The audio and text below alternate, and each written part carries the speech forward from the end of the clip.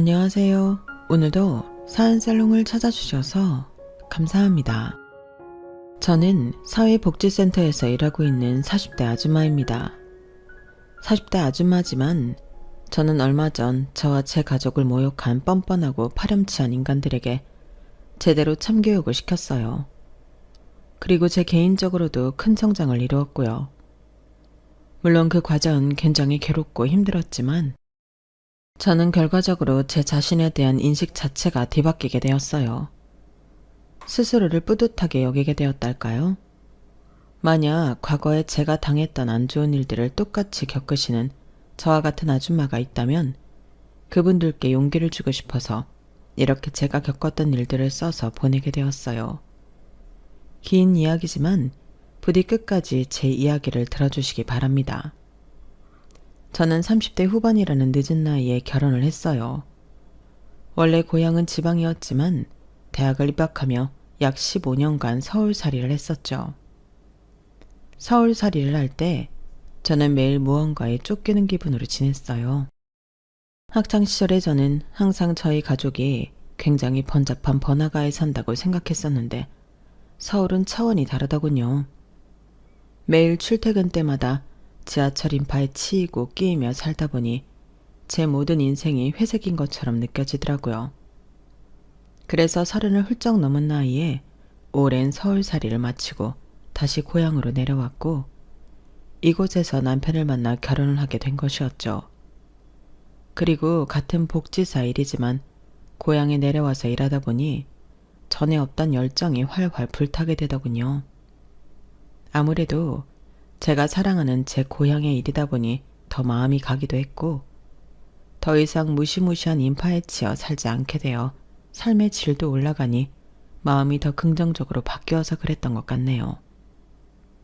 서울에선 연애를 길게 못하던 제가 고향에서 남편을 만나 2년간의 긴 연애 끝에 결혼까지 하면서 마음은 더 여유로워졌어요.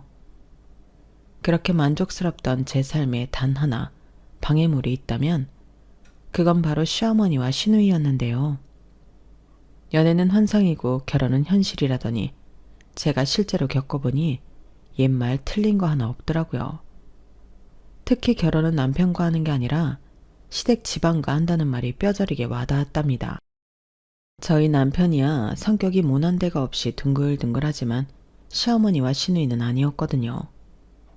결혼하기 전 처음 인사드릴 때부터 시어머니와 시누이는 절 굉장히 불편하게 했어요. 그래, 서울에서 10년도 넘는 기간 동안 살다 내려왔다던데 서울살이가 많이 힘들었니?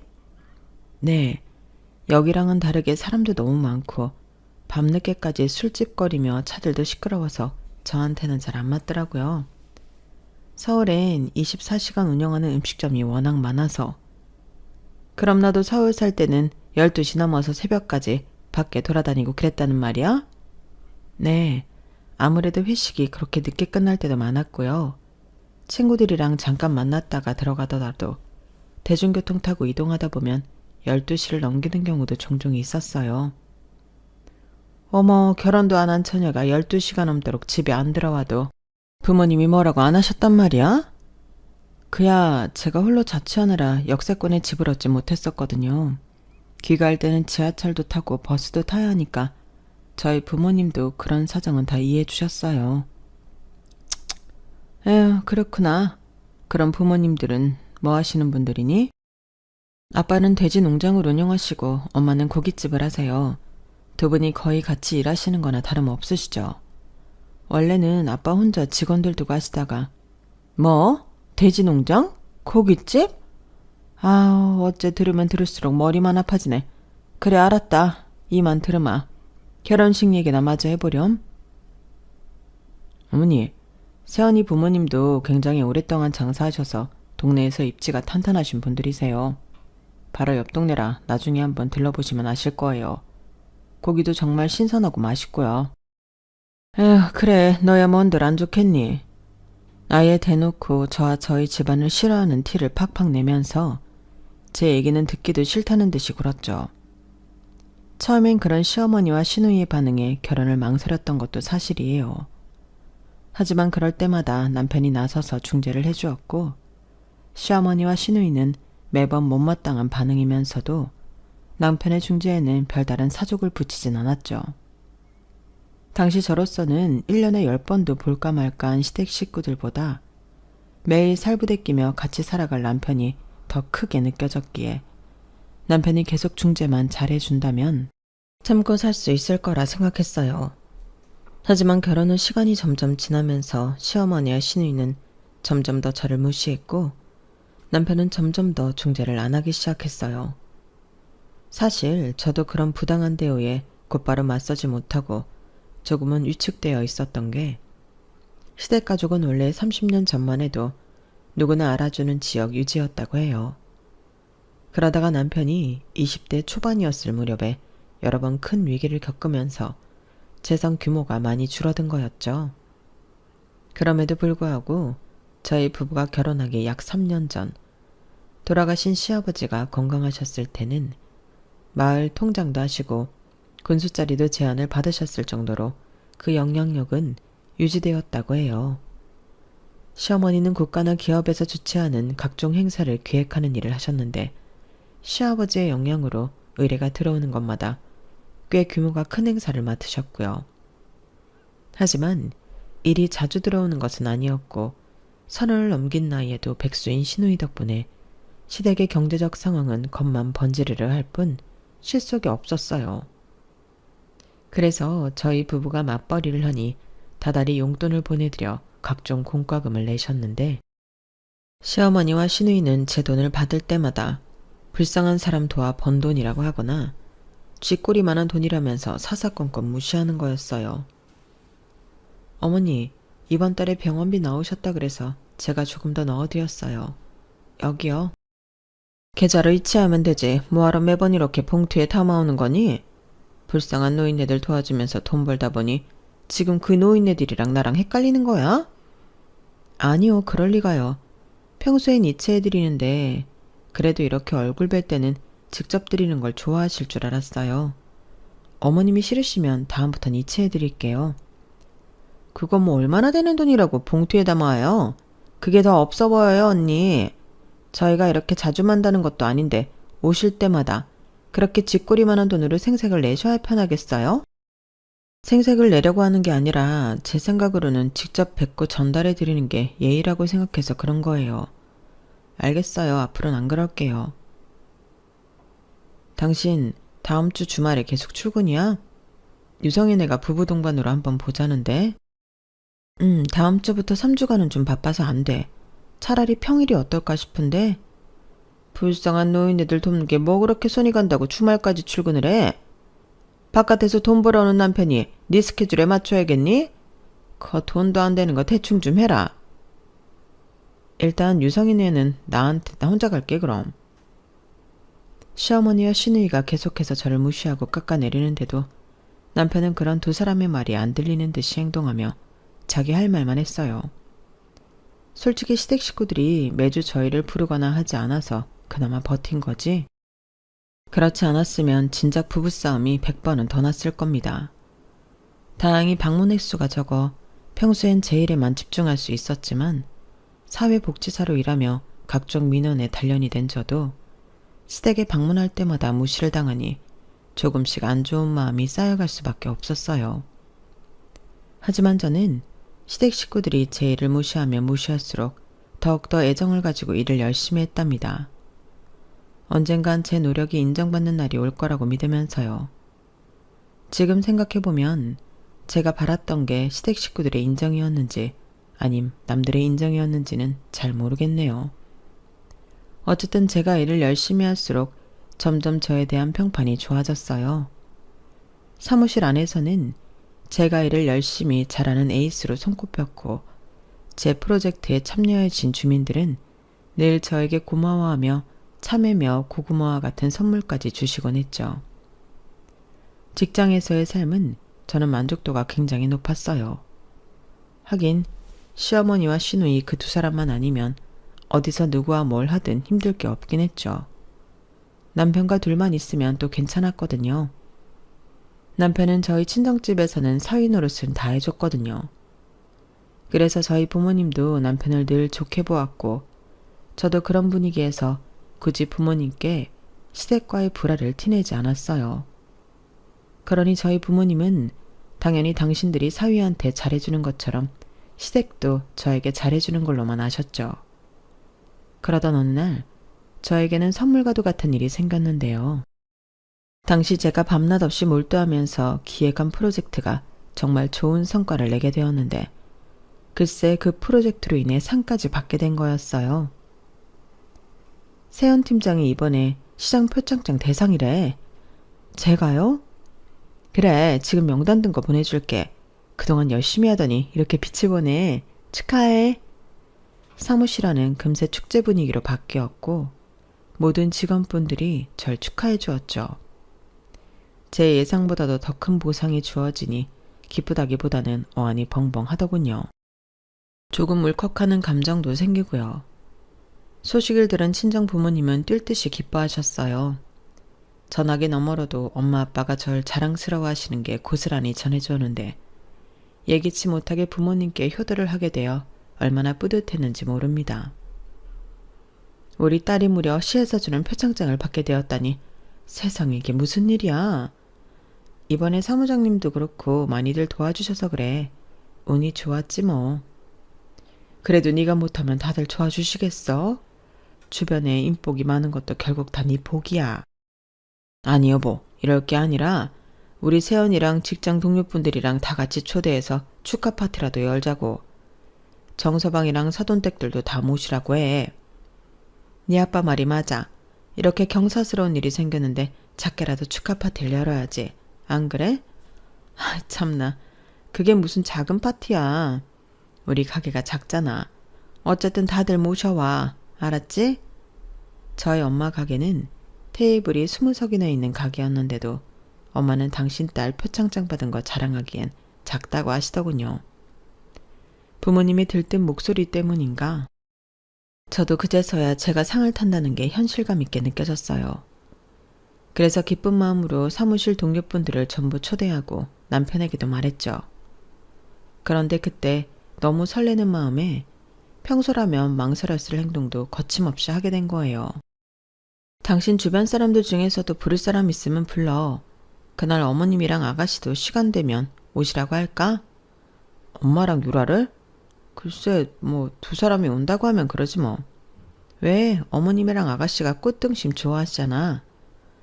우리 엄마 가게에서 꽃등심 한 번도 안 드셔보셨는데 이번에 한번 먹어보면 그동안 가지고 있던 생각이 완전히 뒤바뀔걸? 내가 엄마한테 따로 얘기할게.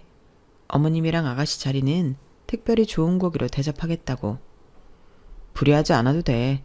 그 두 사람이야 맨날 여기저기 돌아다니면서 좋은 곳만 먹고 다니는데 뭐.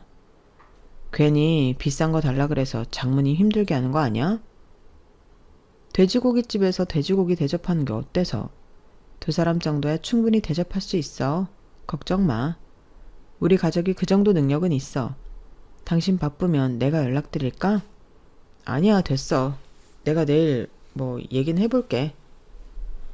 남편의 말은 저희 엄마를 걱정해주는 것 같았지만 왠지 모르게 그 정도 메뉴를 감당할 만하냐고 무시하는 것 같이 들리더군요. 어쩌면 그동안 시댁 식구들한테 하도 무시를 당해서 제 자격지심 때문에 그렇게 들렸을지도 모르겠네요. 아닌 게 아니라 저는 말 나온 김에 정말로 시어머니랑 시누이를 꼭 초대해서 저희 엄마의 솜씨를 맛보게 해주고 싶었어요. 다시는 저희 집을 무시하지 못하도록 말이에요. 제 바람대로 다음날 남편은 시어머니와 시누이도 축하 파티에 오기로 했다고 문자로 알려주었어요. 특히 시어머니가 지인까지 다 데려오시면서 다 합치면 인원이 30명은 될 거라고 했죠. 솔직히 기대했던 것 이상이라 놀라웠어요. 엄마가 축하 파티 준비하시는 걸 돕다가 남편의 연락을 받았는데 엄마 아빠는 반색을 하시며 특별히 좋은 자리를 마련해야겠다며 좋아하셨죠.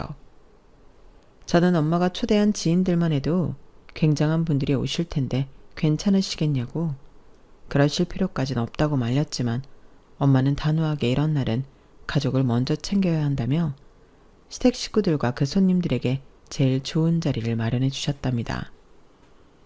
축하 파티에 올 인원들이 어느 정도 확정되고 친정 부모님도 준비를 거의 마치셨을 즈음에 저는 예정대로 표창장을 추상했어요. 상을 받는 현장에는 같이 일하시는 분들만 몇 분 와주셨지만 친정 부모님과 친구, 지인들이 모두 저에게 축하한다며 엄청나게 연락을 해주었죠. 그날 오후에 만난 남편도 꽃다발을 들고 와주었고요.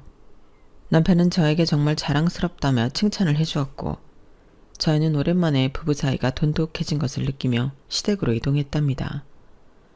마침 그날은 저희가 둘 다 일이 일찍 끝나고 표창장을 받은 곳도 시댁 근처였기에 시어머니와 시누이 집에서 저녁을 먹기로 되어 있었거든요. 그런데 시댁 집 앞에 도착했을 때였어요. 주차를 하고 뒤따라오는 남편보다 약 10m 정도 앞서 있던 제가 대문을 열기 직전 안쪽에서 시어머니와 시누이의 대화 소리를 듣게 된 겁니다. 그래도 그런 상 받은 며느리 있다고 하면 손님들 모시긴 좋을 거야. 군뱅이도 구르는 재주가 있다더니 이럴 때 도움이 될 줄 누가 알았겠어. 참나, 그거 검색해서 보니까 별로 그렇게 대단한 상도 아니더만. 왜 이렇게 다들 호들갑인지 모르겠네. 어디 협회 이사장이니 사장이니 하는 양반들한테는 그런 타이틀이 먹히는 거야. 별거 아니긴 하지만 그거 하나로 잘하면 일을 더 따낼 수도 있고. 근데 30명이 다 들어갈 자리는 있대? 막상 갔더니 자리 없다고 엄마 손님들한테 막 플라스틱 의자 같은 거 주면 어떡해? 가게 이름부터 말도 못하게 촌스러운 게 보통 허름한 곳이 아닐 것 같은데? 그래? 괜히 손님들 데리고 갔다가 배 아프고 탈나면 어떡하지? 그 순간 뒤늦게 대문 앞에 도착한 남편이 헛기침을 하며 문을 열었고 안에 있던 시어머니와 시누이는 어색한 표정으로 저희를 맞이했어요. 저는 기분이 상당히 나빴지만 바로 이틀 뒤면 축하 파티가 열리는 날이었기 때문에 별다른 말을 하진 않았습니다.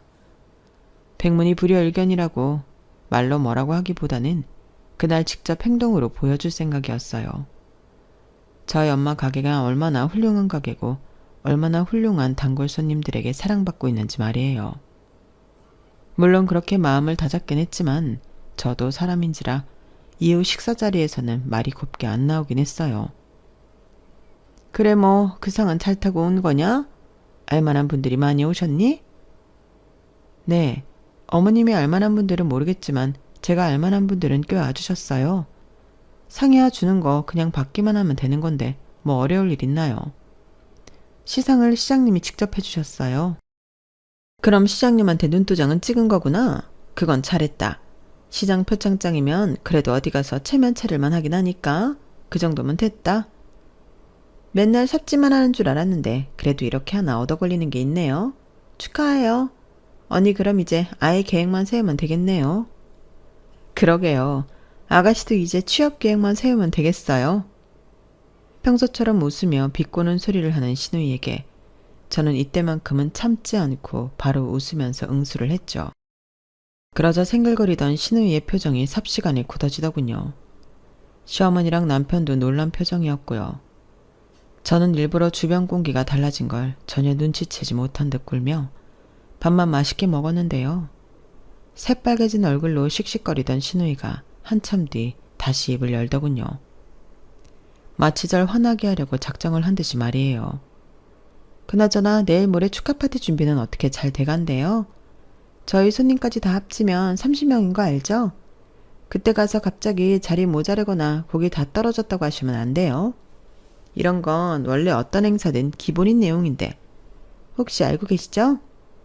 유라 말이 맞아. 손님들께 양껏 드셔도 된다고 이미 이야기해 놓은 상태다. 사돈의 고깃집이 얼마나 허름한지 아직 잘 모르겠지만 그래도 바깥 사돈이 돼지 농장을 하시니 고기 질은 좋겠지 싶어 데려가는 거야. 실망시키지 말아라. 예, 그럼요. 엄마가 이미 저희 가게에서 제일 좋은 자리를 빼두었어요. 엄마가 단골 손님들 중에 귀한 분들도 계신데 엄마가 가족들이 우선이라며 빼드린 거예요. 지금 말씀하신 거 전부 걱정 안 하셔도 돼요. 귀한 분들이라니 뭐 마을 이장님이라도 오시나 보네. 언니네 가족분들한테 그 이상 귀한 손님은 없을 테니까 말이에요. 아가씨가 아직 사회생활을 안 해봐서 잘 모르나 본데 20년 넘게 장사하다 보면 많은 인연들이 생긴답니다. 시누이의 마지막 말에 저도 발끈해서 아주 보란듯이 웃으면서 받아쳤어요. 시누이가 또 한 번 얼굴이 울그락 푸르락해지고 시어머니도 미간이 팍 좁혀졌을 때 남편이 끼어들더군요. 그만들 좀 해. 이미 가기로 한 거 왜 이렇게 사설이 많아? 당신 그리고 유라한테 말버릇이 그게 뭐야. 엄마도 계신데. 다 먹었으면 얼른 정리해. 내일 출근도 해야 되고. 오늘은 늦었으니까 그만 가자. 뭐라고? 그만하고 일어나자고. 좋은 날 괜히 불편하게 만들지 말고. 남편은 실제로 자기 밥그릇과 제 밥그릇을 들고 일어나 치워버렸고 곧바로 짐을 챙기기 시작했어요. 저는 아직 식사를 다 마친 게 아니었는데 말입니다. 저는 그 순간 시어머니와 시누이의 묘하게 입꼬리가 올라가는 것을 놓치지 않았어요. 하지만 남편이 제 짐까지 들며 나가자고 종용을 하니 그 앞에서는 더 이상 아무 말도 못하고 시댁을 나와야 했죠. 그리고 저희는 집으로 돌아오는 길부터 언성을 높이며 싸우기 시작했어요. 당신 아까 그게 무슨 말이야? 뭐 아가씨한테 말버릇이 그게 뭐냐고? 지금 장난해? 당신이 못된 소리 한 건 맞잖아.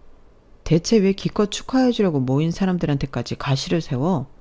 그리고 우리끼리만 있는 자리도 아니고 엄마도 있는 자리였잖아. 꼭 어른 앞에서 그렇게 못되게 굴어야 했어? 그럼 당신은 엄마랑 동생이 대놓고 우리 집안 무시하는데 나더러 미련 곰탱이처럼 참고만 있으라는 거야? 그 사람들 행동이 지금 나 축하하려고 모인 게 맞냐고. 당신도 집 대문 열기 전에 두 사람들이 하는 얘기 들었지. 촌스럽다느니 허름하다느니. 우리 엄마 가게에 가본 적도 없는 사람들이 그런 소리들을 하는데 지금 내가 화낸 게 잘못됐단 거야? 엄마랑 유라가 한두 번 그래? 둘은 그냥 만나면 아무나 험담하는 게 습관이야. 별 생각 없이 하는 거라고. 원래 그런 사람들인 거 몰라?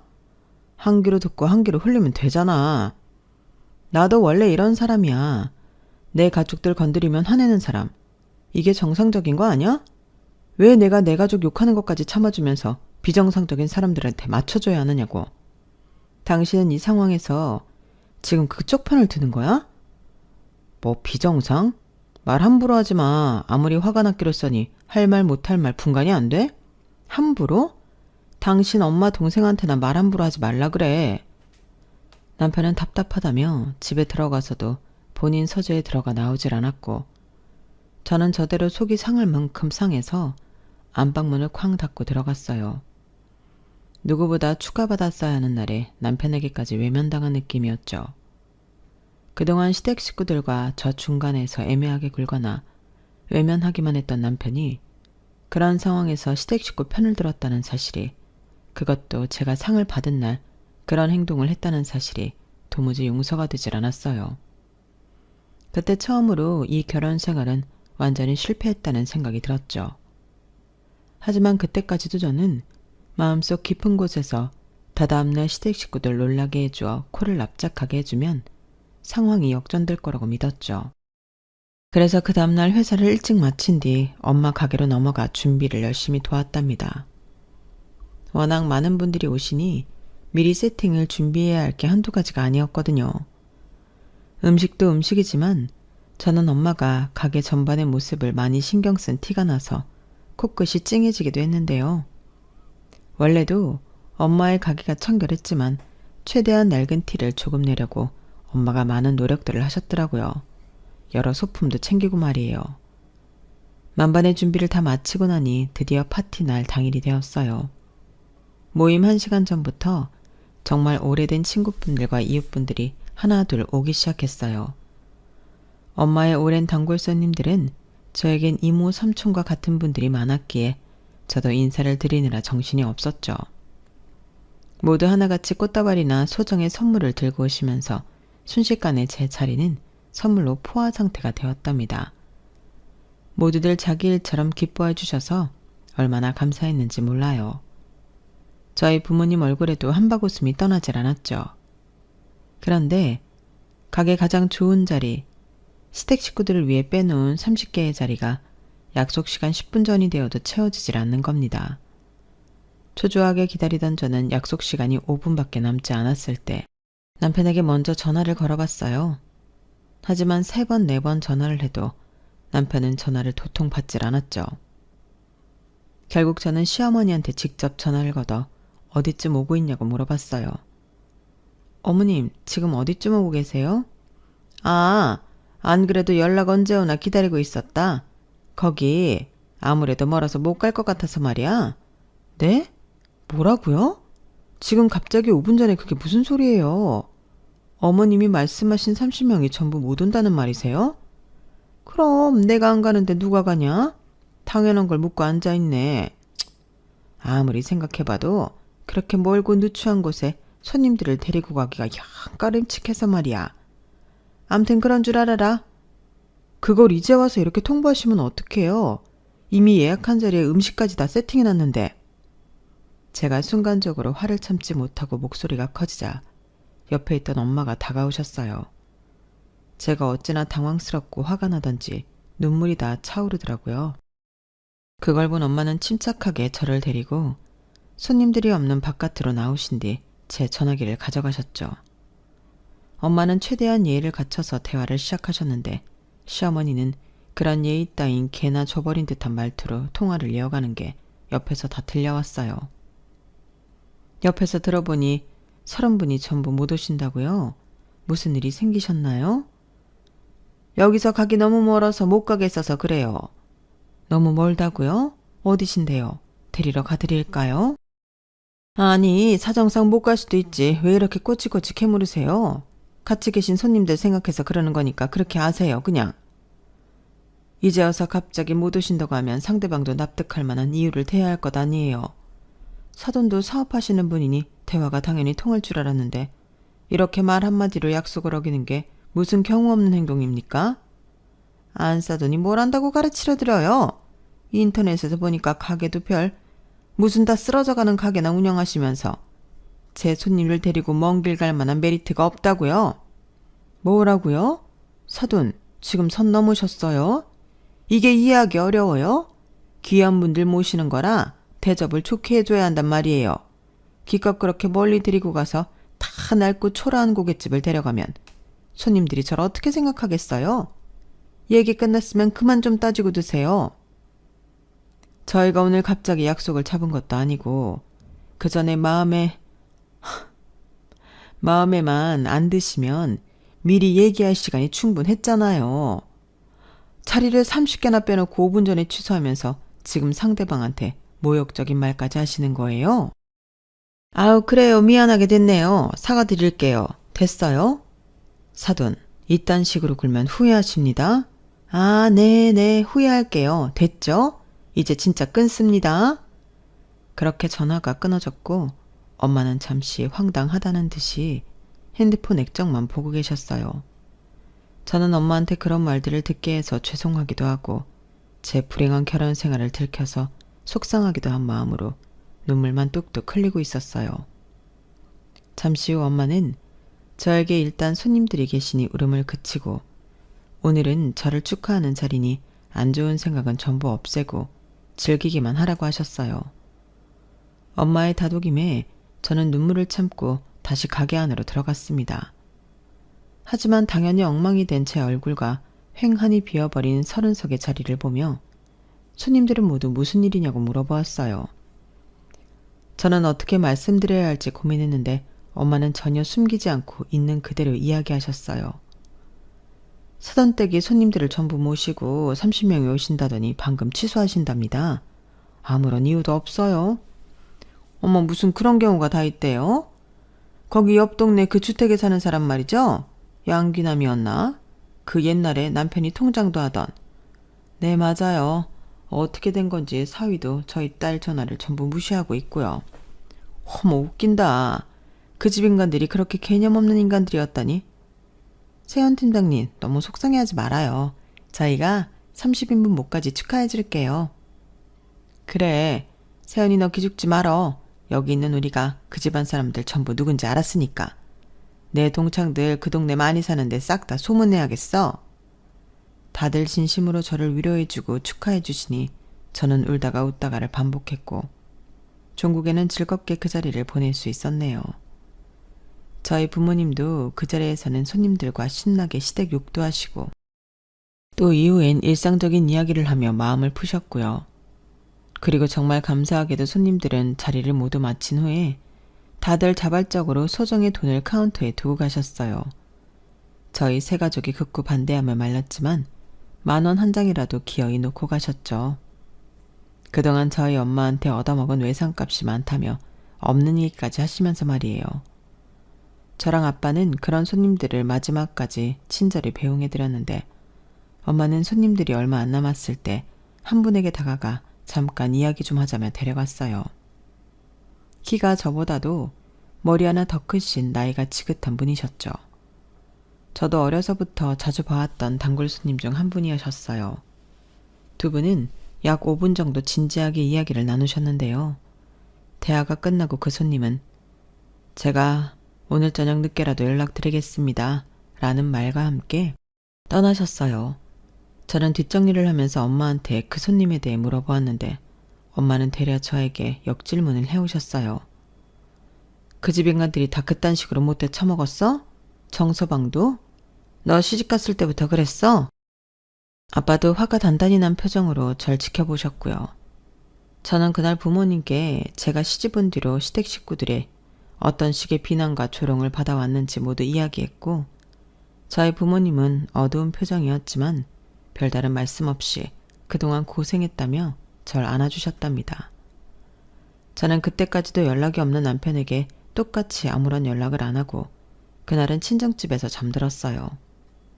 잠에 들면서 저는 마음속 저 깊은 곳에 이미 남편에 대한 마음을 정리한 것 같았죠. 이제는 저도 남편을 포함한 시댁 인간들에게 질릴 대로 질려버렸거든요. 그런데 다음날 오전 일찍부터 엄마가 꽃단장을 하시기 시작하는 거예요. 제가 일어나자 저에게도 일이 있어 나가봐야 하니 얼른 외출 준비를 하라고 하셨죠. 어디로 가는지 정확히 말은 안 해주시면서 일단 단정하고 예쁘게 차려입을 하셨어요. 영문을 모른 채 저는 일단 엄마가 시키는 대로 했고 모든 걸 이미 다 알고 있는 듯한 아빠는 가게며 집안일이며 모두 맡겨만 주고 얼른 다녀오라고 저희를 배웅해 주셨답니다. 엄마는 저를 데리고 택시를 탄 뒤 저희 지역에서 손꼽히는 호텔로 가달라고 하셨어요. 도착한 호텔로 들어가니 로비에서 저희를 반기는 건 바로 어제 가게 안에서 엄마와 이야기를 나누던 그 단골 손님이셨죠. 저는 엄마와 함께 그분과 간단한 인사를 나누고 그분이 인도하는 대로 3층까지 따라 올라갔는데요. 3층에 도착하자 연회장 입구가 보였는데 그곳에선 시어머니가 딱 봐도 고급스러운 양복을 입은 분들과 함께 있더군요. 저는 보자마자 그 사람들이 시어머니가 모신다던 손님들이라는 걸 알 수 있었어요.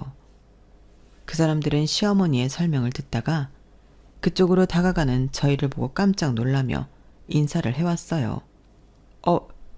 조 회장님 안녕하십니까? 여기는 어쩐 일로? 잘 지냈나?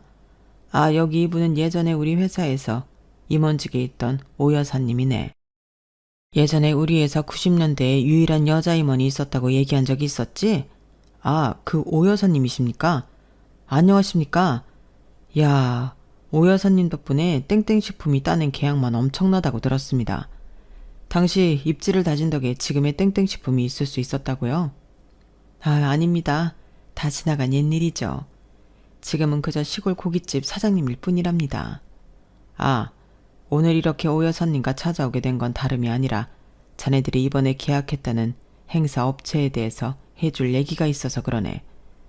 여기 이분이 이번에 행사 진행한다는 양귀남 여사신가? 조 회장님과 저희 엄마가 시어머니를 쳐다보자 시어머니는 얼굴이 파랗게 질린 채로 대답도 못하고 바들바들 떨고 있었어요.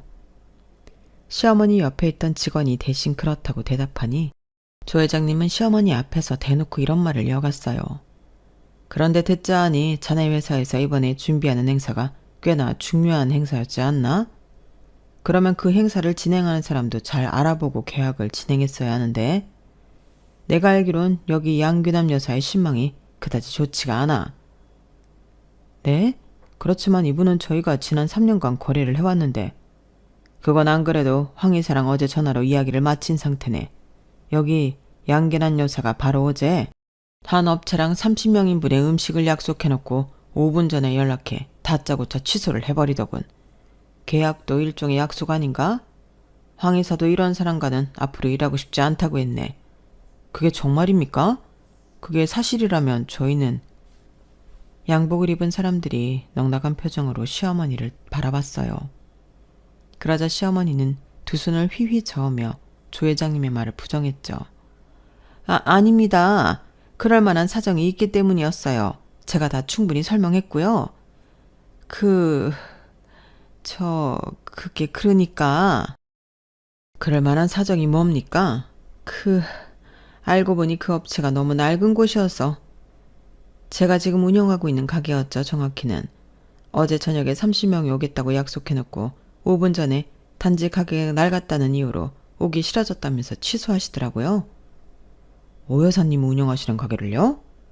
함께 있던 사람들이 전부 시어머니에게 실망스럽다는 눈빛을 보내자 궁지에 몰린 시어머니는 더듬거리며 변명을 했죠. 아니, 그건 단 한 번이었어요. 박 팀장님, 저 아시지 않습니까? 제가 지난 3년 동안 일을 잘 처리해 왔잖아요. 제가 하고 싶은 말입니다. 지난 3년간 양 여사님을 믿고 맡겼더니 이게 뭡니까? 지금 여사님 때문에 전 회사로 돌아가자마자 이사님한테 뭐라고 하냐 말입니다. 그건 걱정 말게. 내가 이미 황 이사한테 자네에 대해 말을 잘 해두었으니 말이야. 자네한테는 불이익이 안 가도록 내가 책임지겠네. 조 회장님은 그렇게 울상인 팀장을 달래고 이제 자기 역할은 끝난 것 같다며 시어머니의 고객들을 전부 데려갔어요. 다른 좋은 업체를 소개해주겠다면서 말이에요. 덕분에 그 넓은 홀에는 저와 저희 엄마 그리고 시어머니만 앉게 되었죠. 시어머니는 엄마의 두 손을 잡고 바들바들 떨며 이야기하더군요.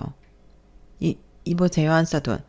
어제 일은 제가 미안하다고 사과를 분명히 했잖아요. 제가 어제는 너무 경황이 없어서 설명을 충분하게 드리지 못한 것 같은데 제가 뭔가 오해를, 그러니까 실수를... 어제 이렇게 사과하시지 그랬나요? 이거에 반만 했어도 제가 사정을 이해했을 텐데요.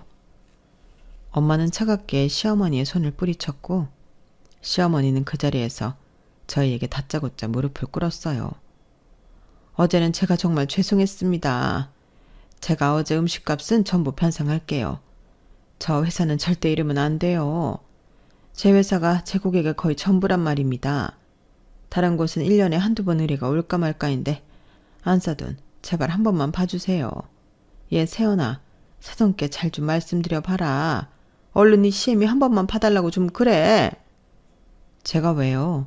저는 누구 말 맞다나 멍청하고 돈도 못 버는 사람이라 그런 어려운 일은 못하겠는데요. 야, 아니 나는 네 남편 엄마잖냐. 내가 너한테도 잘못했다. 그동안 내가 말을 곱게 하질 못했지? 그게 내가 그런 식으로 말을 원체 안 하는 사람이라서 그랬다. 내가 앞으로는 2번 다시 안 그러겠다고 이렇게 약속하마. 응? 글쎄요. 이렇게 약속하신다고 해도 언제 또 말을 뒤집을지 모르니까 어머님을 믿을 수가 없네요. 그리고 어머님, 지금 정말로 저희한테 미안해서 사과하시는 건가요? 아니잖아요. 당장 어머님 일에 지장이 생기니까 억지로 미안하다고 사과하시는 거잖아요. 사람을 대할 때는 기본적으로 지켜야 할 예의가 있는 거 아직도 모르시죠? 죄송하지만 저는 그런 사람들이랑은 어떤 약속도 하기 싫고 어떤 관계도 맺기 싫어요. 뭐라고? 저희 딸 의견이 이렇다니 별 수 있나요? 사돈 사과는 없던 일로 하겠습니다. 남의 딸을 그렇게 하대하고 못살게 굴 정도로 잘나신 분이면 이번 난간도 알아서 헤쳐나가든지 하세요. 엄마와 저는 시어머니를 바닥에 두고 그 자리를 떠나버렸답니다. 그동안 못했던 소리를 대놓고 꺼내니까 속이 다 후련하더군요. 집으로 돌아오자 그때까지도 연락 하나가 없던 남편놈에게서 미친 듯이 전화가 왔어요. 기가 차더라고요. 오히려 이렇게 못나게 굴어주니 없던 전까지 전부 똑 떨어지게 되었네요. 제가 단 한 번의 연락도 받지 않은 이 남편은 답답했는지 직접 저희 친정으로 찾아와 이야기 좀 하자며 절 불러내려고 했는데요. 제가 밖으로 나가려고 하자 아빠가 절 가로막았죠. 미안하지만 이번 건 아빠한테 맡겨라. 아빠도 뭔가 하나쯤 하고 싶어서 말이야. 아빠가 그렇게 비장하게 밖으로 나가시니 저는 아빠가 대체 뭘 하실지 궁금해서 창문 밖으로 고개를 빼꼼히 내밀고 보았어요. 그런데 아빠는 밖으로 나가자마자 근엄한 자세와 목소리를 단숨에 없애고는 마당에 있는 빗자루를 집어들어 냅다 남편을 패기 시작했습니다. 남편은 계속 얻어맞다가 아빠의 행동을 보고 남편을 도둑으로 오인한 복순이에게 엉덩이를 물리곤 비명을 지르며 달아났죠. 누가 우리 복순이를 똥개라고 했는지 그때 보니까 천재견이 따로 없었지 뭐예요. 저는 그 모습을 보고 깔깔거리며 한참 웃었네요. 이후 저는 남편과 이혼을 마치고 친정집에서 부모님과 함께 살고 있답니다. 당연히 제가 시댁에게 당한 일들을 훤히 아는 증인들과 증거가 차고 넘치다 보니 위자료를 두둑히 받을 수 있었어요. 시댁 집안 식구들은 옆 동네까지 그 추한 인성에 대한 소문이 쫙 퍼지면서 요즘은 고개도 못 들고 다닌다고 하더군요. 업계에서도 소문이 쫙 퍼지면서 시어머니는 신우이처럼 백수가 되었고요. 역시 사람이 아무리 지위가 잘나고 재산이 잘나봤자 인성이 못나면 비참한 최후를 맞이하는구나 싶었네요. 저는 여전히 제 일에 열심을 다하면서 잘 지내고 있어요. 저희 엄마의 가게 역시 여전히 잘 되고 있고요. 저희 가족은 누구처럼 남들에게 늘 친절하고 예의가 바르니 동네 주민들, 같이 일하는 사람들과도 항상 잘 지내고 있답니다. 제 이야기는 여기까지예요. 들어주셔서 감사합니다. 여러분들 주변에는 좋은 분들이 넘쳐나시길 진심으로 바랍니다. 좋은 하루 되세요. 여러분, 사연 댓글에 응원과 현명한 조언 부탁드려요. 좋아요와 구독은 저에게 큰 힘이 됩니다. 오늘도 좋은 일 가득하세요.